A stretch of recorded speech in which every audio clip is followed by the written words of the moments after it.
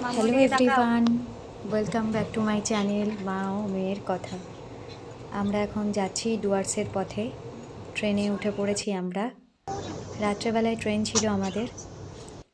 অনেক ভোরবেলায় পৌঁছেছি, প্রায় ভোর রাতে এসেই আমরা শুয়ে পড়েছি প্রত্যেকে হোটেলে, খুব টায়ার্ড হয়ে। মিঠি রানী ঘুমোচ্ছিল, এবার ঘুম থেকে উঠল। এটা হলো আমাদের রিসর্ট, আর এই রুমটা থেকেই আমাদের জঙ্গলটা পুরো দেখা যাচ্ছে। গরুমারা ফরেস্টের একদম পাশেই আমরা রিসর্টটা নিয়েছিলাম। খুব সুন্দর ছিল, একদম শান্ত ছিমছাম পরিবেশ, একদম মানে নিঝুম একটা ব্যাপার। খুব ভালো কেটেছে 4টে দিন, ভীষণ ভালো লাগলো এই পরিবেশে কাটিয়ে। সেদিন পৌঁছানোর পর দুপুরবেলায় খাওয়া দাওয়ার পরে আমাদের ছিল সাফারি, জঙ্গল সাফারি করেছি আমরা গরুমারা ফরেস্টে। প্রীতম জিপ নিয়ে এসেছিল টিকিট কাটার পরে। ফরেস্টটা প্রায় 2 ঘন্টা আমাদের লেগেছে টোটাল ঘুরতে।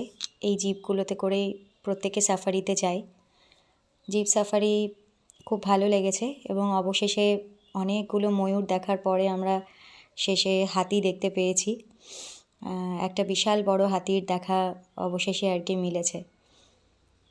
এরপরে আমরা চলে এসেছিলাম একটা নাচের গ্রুপ, যেখানে ট্রাইবাল ডান্স হচ্ছিল, এইটা দেখতে।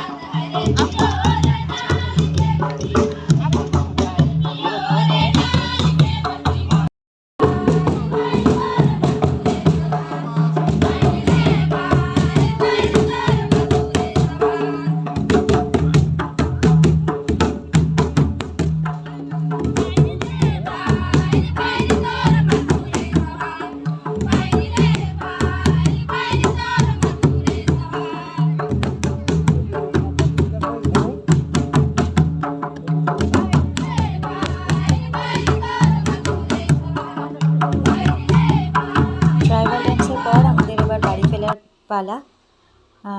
আমরা সেদিন রিসর্টে ফিরে এলাম। তারপরের দিন আমাদের আবার সাইট সিন লাভা যাওয়ার কথা।